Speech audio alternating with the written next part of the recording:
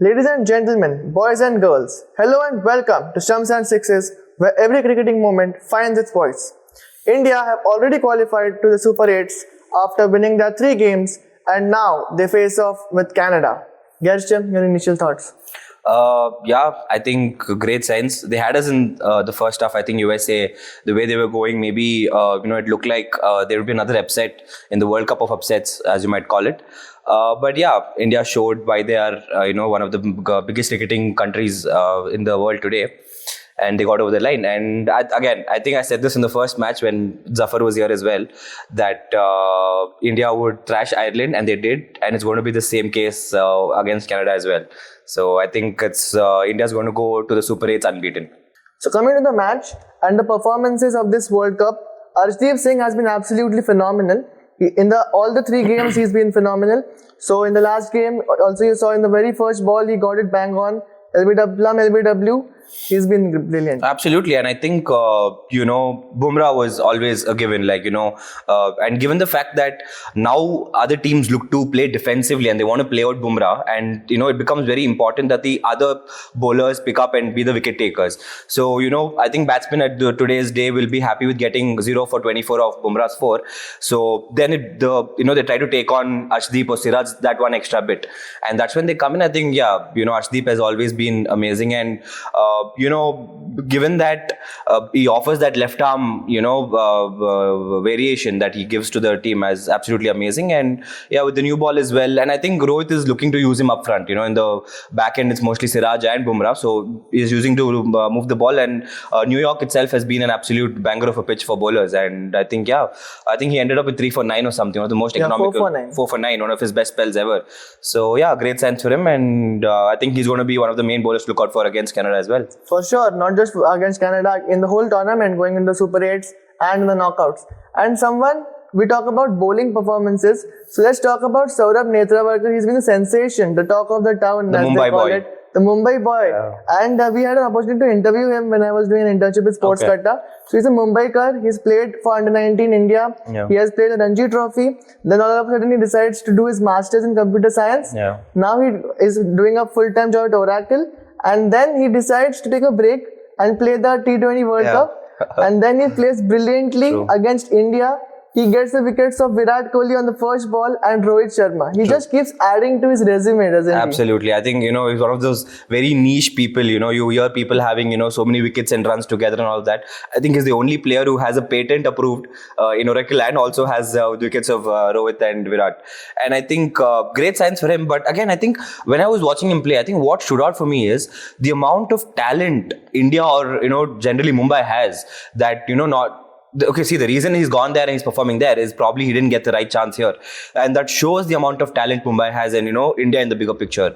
And half of the team, not just Netravalkar, if you see people like, I saw in Canada, there's a couple of Indians, and, across countries, there are Indians who've gone there and settled down and made a, game for themselves. And I think it's just great signs and shows the amount of talent India has. And on the personal level, I think he'd be very happy that, finally he's gotten a chance to play at the biggest stage, and he's showed that he has the skills to perform at that level. Absolutely, he has showed. And talking about Virat Kohli, so you're talking about him opening the batting with Rohit Sharma. Right. But it's not been the World Cup that we imagined for him so far. In the very first game against Ireland, he got out early against Pakistan. And now, just like we talked about it right now, against USA, Saurabh Netravalkar got him for a duck. So what do you think about that? I think in the first show you asked me the same question. What should the batting order be? And I think me and Zafar had a bit of a argument there, and I thought that he had to open. And today I would like to say I'd like to take that back. I think it's not working out for him. He's come up with this whole new game plan, right? I think this happened mid IPL of this year. He tried to get going from ball 1, and that worked to him in the Indian pitches when it was flat track, 250, 260 of normal scores. But cut to World Cup and cut to June, and we're in the World Cup and playing in New York. I think Kohli has to go back to his roots, play that 40 ball 50 that he's known to play for. And if it was up to me, I'd bring back Jaiswal. Jaiswal would open it Rohit, and Jaiswal will go from ball 1. If he gets a 10 ball 25 or 10 ball 30, well and good. But if he gets out, and then Rohit and Kohli do the rebuilding job. So that's what I think is the best way going forward. But then again, I think we're done with the New York leg. We're going to Barbados, we're going to go to Jamaica now, we're going to play in the Caribbean islands, and there the pitches might be different, and the way Kohli is playing might actually work out, and we might see a completely different Kohli from this match onwards. So that will be a decision to take, and I think they'll see one more match. I think they'll see against Canada. If Kohli gets another single-digit score or a low score, I think they're going to look into getting or even punt. I don't think why punt shouldn't open with Rohit and then have Kohli down the order. So again, it's one question to have, but I think against Canada, I think we're going to talk about how we need to try more people, in the 11. But yeah, they're going to, in terms of opening, I think they should still stick with Kohli and see what happens after the Canada match. Yeah, for sure, because Virat Kohli is the phenomenal player that he is, and India needs him. If they want to win the T20 World Cup, India needs him to perform in the big stage. And now we are going to go to Super 8s and then the knockouts to follow. And now we talk about the partnership against USA, Shivam Dube and Suryakumar Yadav. Yeah. So once again, we found ourselves in a tricky situation. Of course, when you lose 3 wickets early, then and you 3 find big wickets. 3 quick wickets when you lose early. You find yourself in a very tricky situation. We've seen in so many games, even a low score isn't chased when you lose 3 quick wickets. But that is where Suryakumar Yadav and Shivam Dube came in. Lots of people will say that it was just against USA, they did not perform against Pakistan, but it was absolutely crucial. True. Agreed. No, absolutely. I think, and the main aspect of all of this is, if you see Surya Kumar's and Dube's gameplay, they're completely different. And I think this pitch required them to play in a different gear. And I think, it's a great sign for India, because honestly, I was always thinking there's going to be one situation where we're going to lose a quick 2 or 3 wickets. And then how we're going to come back from that is what's going to matter. And I really didn't feel, except Kohli, we have an anchor. Probably Samson can do that. But if you take out Samson, Dube, Pant, Hardik, Jadeja, Akshar, Surya, whoever is playing, they're all quick hitters. So I think that was one problem or one issue that I thought to myself India could face. But it's great, as you said, people might say it's against USA, but the kind of performances that USA have been putting, they upsetted Pakistan. And I honestly think they're the favourites against Ireland. They've not played them yet, but I think they're the favourites there too. And given that thing, and given the fact that Surya and Dube had to adapt, and they were completely out of their game. If you see, they middled probably like 20% of all the shots. They ran those quick doubles. It's something Dube doesn't do. And Surya got a couple of shots behind the square, but he had to play more down the ground. And I think he's gotten that. And I think Dravid looked very happy when I was watching after the match. Dravid looked extremely happy with the way these people have batted. And I think it's great signs. And I think this is one thing that never happened in the 2023 World Cup or the World Cup before that. We just, trampled all the teams, and, there was never a situation we were in doubt. I think this is great sign, because there was a doubt, and, it gives them a lot of self-confidence that, okay, even if Rohit and Kohli go cheaply, we have players who can build up the game and then, go for the 20-30 extra runs in the back end of the game. So, just great sense that way. And maybe Hardik and even maybe Jadeja get a little bit of batting time against Canada. I wouldn't even be surprised if they come up the order and change in the 11. So I think if they do that, it's just great sense for India. Absolutely. And going forward, India needs the top 4 or 5 batsmen to get that confidence, to get that momentum after a big score in the previous matches, because that is what we need in the knockouts. So, talking about the next phase, like you mentioned, Pakistan versus USA, that scenario. So now Pakistan need Ireland to beat USA, and they need to defeat Ireland to qualify. Yeah. So, asking Pakistan's chances, I don't think so, because I honestly feel USA is going to make it. Okay, so if USA lose to Ireland, it's enough, or do they have to lose by a certain net run rate? I don't think so. I think they just have to lose. So Ireland. So USA need to defeat Ireland. Right. If USA defeats Ireland, USA are through and Pakistan are out. Okay. If USA loses to Ireland and Pakistan defeat Ireland, then Pakistan. Right. Again, I really think USA is a firm favourite against Ireland. Maybe another upset, because they beat Pakistan, right? And I think Ireland are lacking in some stage, and they're also not used to playing the slow pitches, right? Given the pitches in Ireland are different. So I honestly think USA is the firm favourites. But again, Pakistan have themselves to blame to be in a situation they're in. And again, they just have to make sure they do what they can do, that is beat Ireland and qualify. And hope that USA has one off day like they did against India. So, but if you ask me, I really think it's USA and India going to go through from this group, bro. That's what I think. Exactly. When USA defeated Pakistan, that upset, it completely changed the dynamics of the whole group. So now do you think India being already qualified, they make some changes to the 11 batting order like you said? Very against Canada, I don't know, dude. See, now the thing is, if you play, personally, I would want Samson to be in the 11, not change anything, but probably Samson to be in the 11. Take out Dubey. Dubey is given, pretty much a good performance, and maybe once you get Samson in, maybe give Akshar and Jadeja play them up the order and give them some game time. Probably that. Yeah, that's pretty much it. And one more thing that probably I think they should do is probably get in a leg spinner, maybe Kuldeep or Chahal in place of Jadeja or Akshar.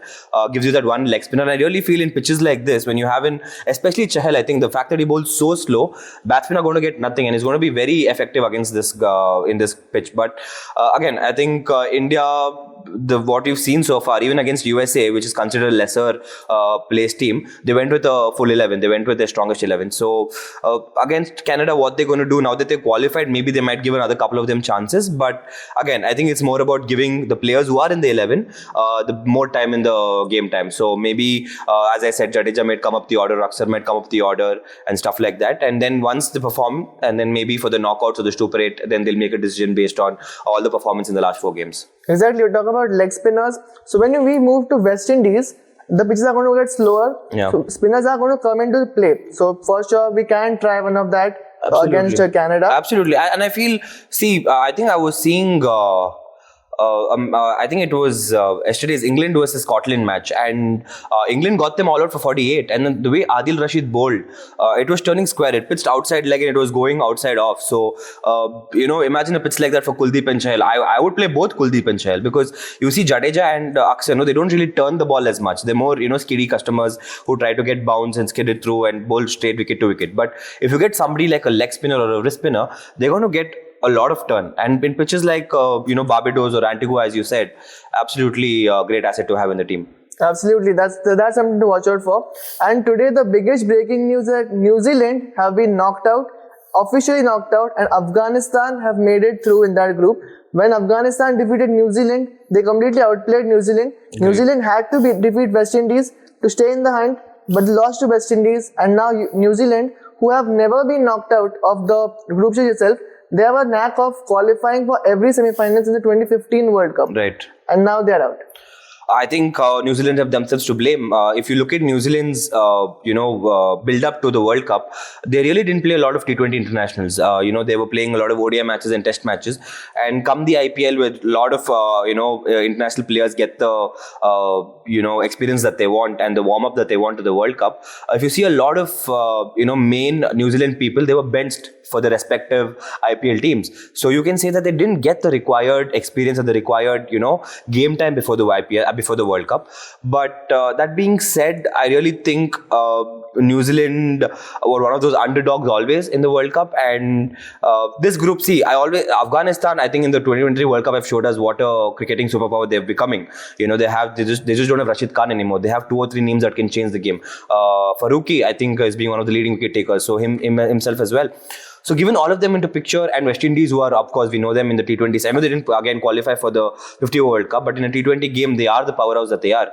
So New Zealand always had it difficult.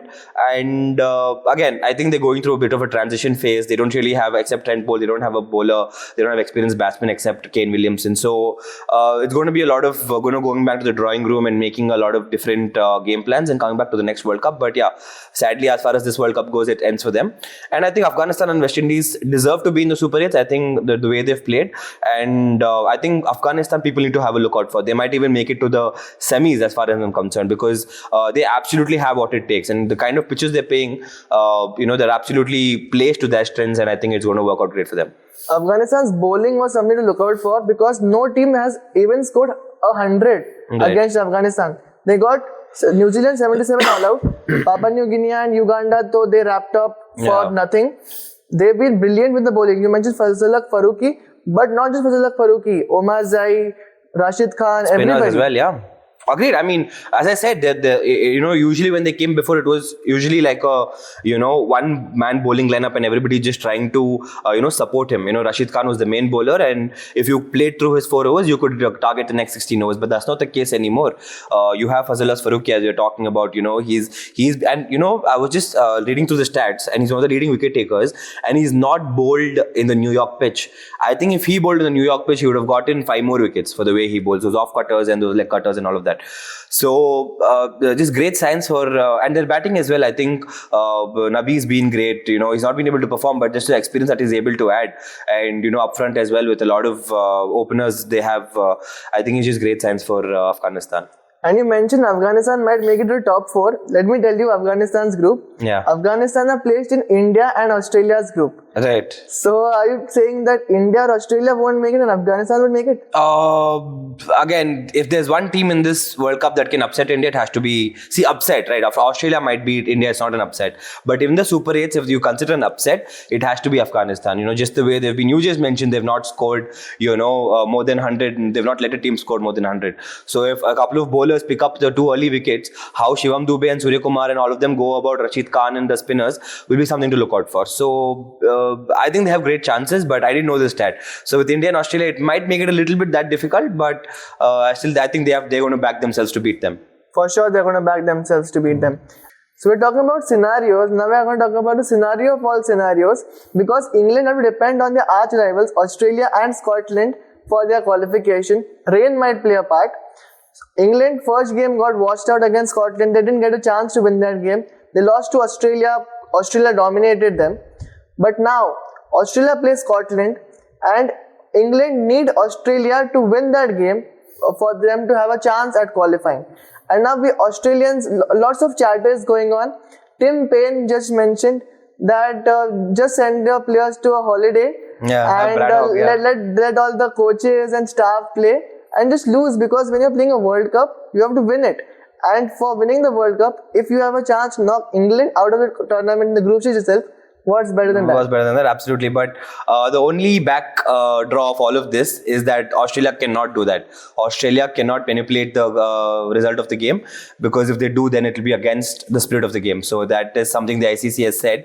But again, I was just having a conversation with one of my friends, and I was asking him, how do you make out that they've lost on purpose, right? Like it's a very thin line, and again, I don't know if it's just banter or Australia are really going to come with a second string side and try to pay, not play at the best of their abilities.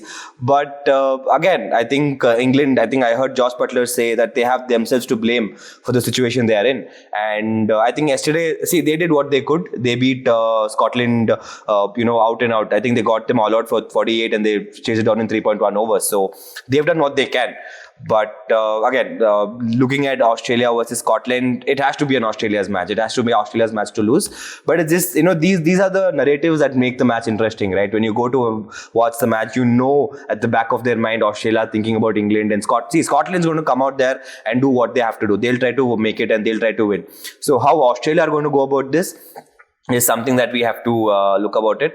And no, I don't think it's the right way to play the game. I think Australia need to look and win the game. And England have been the second best team in that group. It just be a bad luck because against Scotland the match got washed out, as you said. So best case scenario, England and Australia make it, but Scotland again would be looking to make an upset and make through to the Super 8s. One team who doesn't mind it is Scotland, because just now the Scotland captain mentioned he's been reading all this chatter, all this news that been viral.